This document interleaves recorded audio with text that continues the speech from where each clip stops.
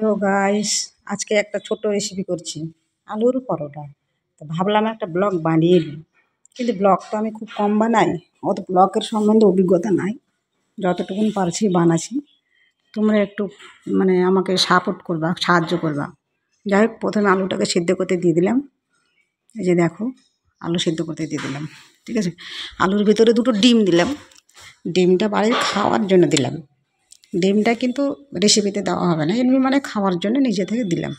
ওর ভিতরে একটু লবণটা দিলাম, লবণটা দিলে আলুটা ভালো সিদ্ধ হবে, সেই কারণে লবণটা দেওয়া। দিয়ে এই লবণটা দেওয়া হলো। এরপরে একটা থালা দিয়ে ঢেকে দিতে হবে, তাহলে লবণটা আলুটা সেদ্ধ হয়ে ভালো, ডিমটাও ভালো সিদ্ধ হয় লবণটা দিলে, সেই কারণে। যাই হোক, আমি কিন্তু ব্লগ ভিডিও অত বানাই না, আজকে প্রথম চেষ্টা করছি, জানি না কেমন হবে। ভালো লাগলে আমার চ্যানেলটাকে তোমরা একটু সাবস্ক্রাইব করে দিও। আর আগেও চেষ্টা করব একটা ব্লগ বানানোর। তোমরা যদি একটু সাহায্য করো তাহলে চেষ্টা করব। এরপরে এবার ঢাকায় ঢেকে দিলাম ভালো করে থালা দিয়ে। কিছুক্ষণ এখন ওয়েট করতে হবে। এগুলো রসুন বানালাম, রসুনটাকে বানিয়ে দিয়ে ওই আলুর ভিতরে সেদ্ধ করতে দিয়ে দিবি। রসুনটা ভালো লাগে সেদ্ধ করে আলুর ভিতরে, তাই দিয়ে দিবে। এই যে রসুন, ওটা দিয়ে দিবে সিদ্ধ করতে। রসুনটা তরকারিতে দিয়ে ভালো লাগবে, আলুটা সিদ্ধ হবে তো রসুনটা দিলে ভালো লাগবে। রসুনটা ওর ভিতরে দিয়ে দিল, দেখো সিদ্ধ করতে। ঠিক আছে, এইভাবে আলুটা সিদ্ধ করতে আবার ঢেকে দিতে হবে। কিছুক্ষণ পরে এবার আবার হয়ে যাবে, প্রায় আলু সিদ্ধ হয়ে এসেছে। আর কিছুক্ষণ সময় কমবে, প্রায় হয়ে এসেছে। রসুনটা সিদ্ধ হলে হয়ে যাবে।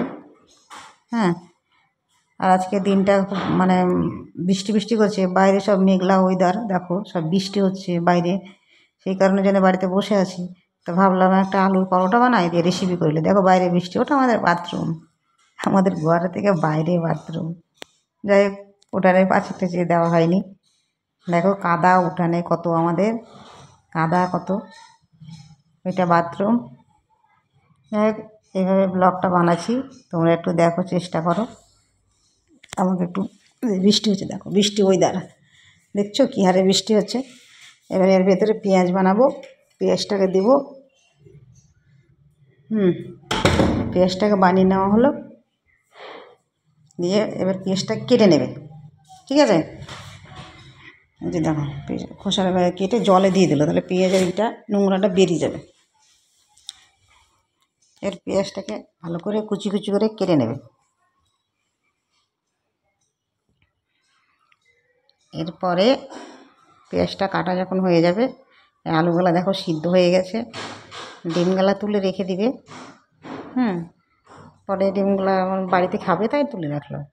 এবার আলুগুলাকে তুলে নিয়ে ভালো করে আলুটা এখন ঠান্ডা জলে তুলে নেবে, ধুয়ে নেবে, না তো গরম গরম ভাব তো ছাড়াতে পারা যাবে না। ওই জন্য আলুটা ঠান্ডা জলে তুলতে হবে, ধুয়ে নিতে হবে। ধুয়ে নেওয়ার পরে এই যে দেখো ঠান্ডা জলে আলুটা তুলছি, দেখছো? ঠান্ডা জলে আলুটা দিলে একটু সুবিধা। রসুনগুলো দেখলে দেখছো, ওগুলো কিন্তু আলুর ভিতরে দিবে, খুব ভালো লাগে। রসুনটা একটু তেলে ভেজে দিয়ে দেবে। রসুনগুলো সিদ্ধ হয়ে গেছে, এখন তরকারিটা দিলে বেশ ভালোই লাগবে। আলুর তরকারি দিলে আলুগুলো সব জলে দিয়ে দিল, দেখে নাও। এরপরে আলুর খোসাটাকে ছাড়াবে একটা করে। এই যে তখন চোখা বানানোর আলু বানিয়ে যদি আলুটা দাও, ওটা টেস্ট আলাদা। আর চোখা শুদ্ধ যদি সিদ্ধ করো, এই আলুটার টেস্ট আলাদা। সেই কারণে চোখা শুদ্ধ দেওয়া হলো। আগে আলু বানিয়ে দেওয়া হতো, কিন্তু ওই আলুটা আলাদা টেস্ট, আর এই আলুটা আলাদা টেস্ট। এখন কার মুখে কোনটা টেস্ট বলতে পারবো না, তোমরা দেখতে পারো, যার মুখে যেটা টেস্ট সে সেটাই করবা। যাই হোক, এই যে আলু ছাড়ানো হয়ে গেছে। আলুটাতে এবার বেশ ভালো করে সবগুলো ছাড়িয়ে পরিষ্কার করে ধুয়ে নিল। এরপরে আলুটাতে এবার একটু ভালো করে মেখে নেবে। যেগুলো যেগুলো মশলা দিচ্ছি একটু তোমরা দেখে নাও, মশলাগুলো কী কী সব মশলা দিচ্ছি। ঠিক আছে, আলুটাকে ভালো করে এবার মাখবে হাত দিয়ে, দেখে নাও। এইভাবে আলুটাকে মেখে নেবে, মিক্স করে নেবে একবার। আলুটা যদি ভালো করে মাখানো হয় কিন্তু রুটিটা বেলতে অসুবিধা হয়, ওই জন্য আলুটাকে ভালো করে মাখতে হবে। ঠিক আছে? এবার আলুটাকে মেখে নাও ভালো করে।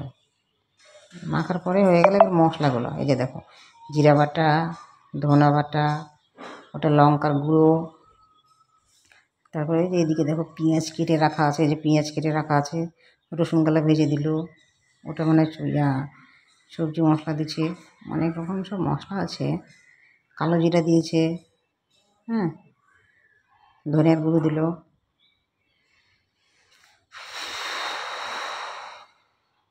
হালকা করে, হ্যাঁ, লবণ পরিমাণ মতো, মানে যেরকম, হ্যাঁ, একটু জিরা, ভাজা জিরা দিলে ভালো টেস্ট হবে, কাঁচা জিরাও বেটে দেবে, ওটা যে ধনিয়ার গুঁড়ো, কালো জিরাটা অবশ্যই দেবো, না এতে কিন্তু ভালো লাগবে না। তারপরে লবণটা আর হলুদটা দিতে হবে, লবণ যে যেরকম খাবা সে সেরকম পরিমাণ মতো দিবা লবণ, একটু হলুদ লবণ দিয়ে রান্নাটা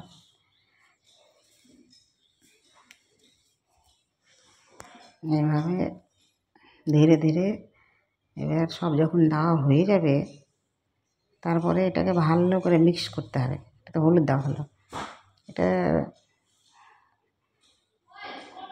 হলুদ দিলাম, খুব একটা বেশি হলুদ দিলে আমার ভালো লাগবে না, অল্প করে দেওয়া ঠিক আছে। ঠিক আছে, এটা হলুদটা বেশি হয়ে যেত, একটা তুলে ফেললাম, আবার গন্ধ করতে পারে, তাই একটু তুলে ফেললাম। যাই হোক,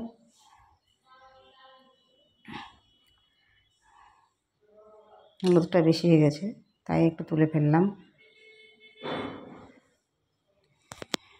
এবার আলুটাকে ভালো করে মেখে নেবে, বেশ এর ভিতরে মানে ভালো করে মশলা টশলা দিয়ে এবার মিক্স করে মাখাতে হবে ভালো করে। ঠিক আছে, এবার দেখো মাখাছি,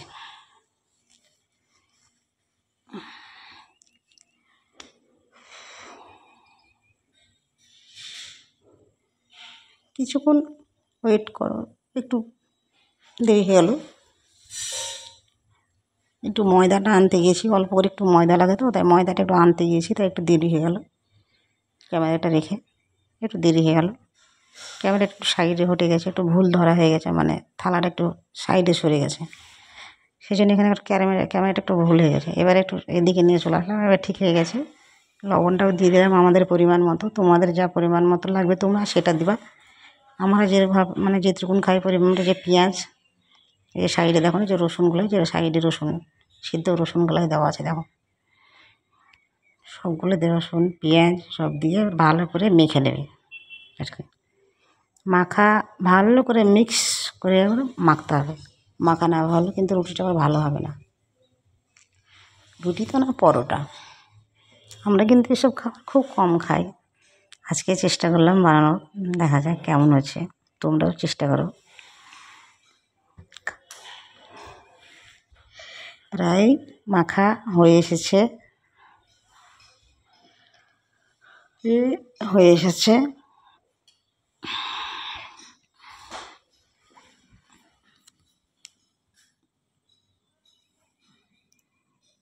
দেখো মাখা হয়ে গেছে, দেখো এইভাবে আলুটাকে মাখতে হবে। এরপরে হালকা একটু ময়দা, খুব একটা ময়দা কিন্তু বেশি দেওয়া হবে না, অল্প একটু ময়দাটাকে দিয়ে আবার ভালো করে মাখতে হবে, ময়দাটা দিলে একটু মানে আঠা আঠা হবে, সেই কারণে অল্প একটু ময়দা, খুব একটা বেশি ময়দা দিলে ভালো লাগবে না, ময়দা ময়দা ভাব লাগবে, সেই জন্য ময়দাটা খুব কম দিতে হবে, কেননা রান্নাটাই হলো আলুর পরোটা, সেই কারণে ময়দা খুব কম দিতে হবে, না তো ময়দা বেশি দিলে ময়দা ময়দা ভাব লাগবে, তাই ময়দা যত কম পারবে তত কম দেওয়া। এবার যদি আঠা না হয় হয়তো আবার একটু ময়দা ধরিয়ে দিলা, যদি আঠাটা না হয় তো ভালো হয়। যাই হোক, প্রায় হয়ে এসছে মাখা,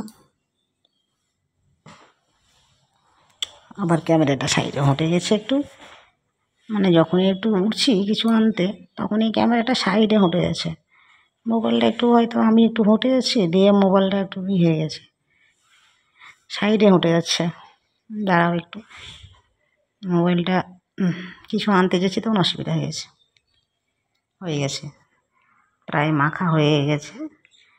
এইভাবে এই যে দেখো মনে হয়েছে, এই যে দেখো এবার গোল গোল করে এটা রুটির লয়ার মতো করে বানিয়ে নিতে হলো। দেখো বানানো হয়ে গেছে। এবার এটাকে বেলুনের লাঠি ভেঙাতে বেলতে হবে রুটির মতো করে। এই যে দেখো একটু শুকনো ময়দা নিতে হবে, না তো আলু তো বেলা হবে না, তো একটু শুকনো ময়দা দিয়ে বেলতে হবে। এই যে দেখো এইভাবে বেলতে হবে, আস্তে আস্তে আস্তে বেলতে হবে, বেশি চাপ দেওয়া চলবে না, না তো যে ভেঙে যাবে। দেখেছো একটু চাপ বেশি গেছে, ভেঙে গেল। যাই হোক ওটা বাদ দিয়ে দিলাম, আবার নতুন করে বেললাম। ওটা ভেঙে গেছে তাই এরকম হবে আলুর পরোটা না। এবার কড়াইয়ে একটু তেল দিয়ে দিলাম, গ্যাসটাকে জ্বালিয়ে দিয়ে একটু তেল দিয়ে দিতে হবে। দেওয়ার পরে আলুর পরোটাটা এবার গ্যাসে দিয়ে দিতে হবে। দেখো দেখো যখনই একটু এদিক ওদিক করছি তখনই ক্যামেরাটা ভুল হয়ে গেছে। যাই হোক প্রথম ব্লগ তো, আস্তে আস্তে বানাবো, তখন শিখবো, বানাইনি তো। যাই হোক এবার তেলটাকে গরম হয়ে যাবে, তখন কড়াইটাকে ভালো করে তেল গরম করে দিতে হবে, না তো আরও তখন ভেঙে যাবে। তেলটা ভালো করে হিট করে দিতে হবে। এবার পরোটাটা এখানে দিয়ে দিতে হবে। একটু দাঁড়াও, এসছে এই হ্যাঁ, মোবাইলটা এদিকে দিকে হটে যাচ্ছে, ওই জন্য মোবাইলটাকে ঠিক করছি।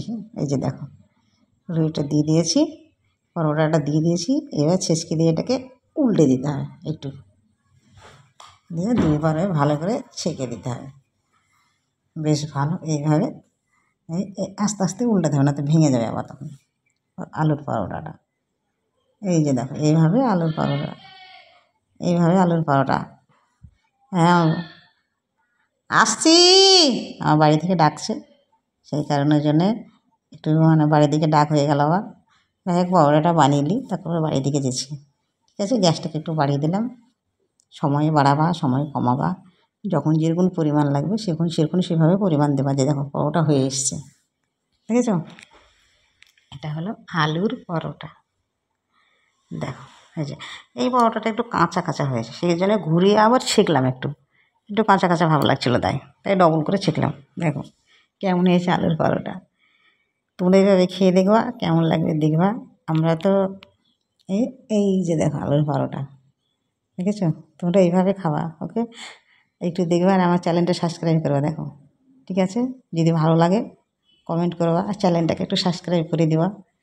একটু চেষ্টা করবো, নতুন ব্লগ বানাচ্ছি। এই যে দেখো আমি খেলাম, তোমাকে কিন্তু খুব সুন্দর লাগলো, জানি না তোমাদের কেমন লাগবে, তোমরাও খেয়ে দেখো।